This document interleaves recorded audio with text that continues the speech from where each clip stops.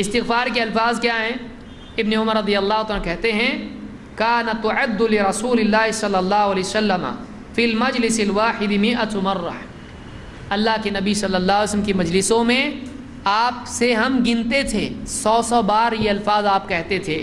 من قبل ان یقوم، اٹھنے سے پہلے، رب اغفر لی وتب علی انک انت التواب الغفور، اے میرے رب میری مغفرت کر دے اور میری توبہ قبول کر دے، رب اغفر لی وتب علی انک انت التواب الغفور، یقیناً تو بڑا توبہ قبول کرنے والا،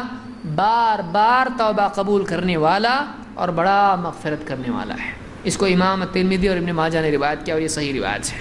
تو اس سے معلوم ہے کہ توبہ اور استغفار کے الفاظ حدیث میں آئے ہیں، رب اغفر لی وتب علی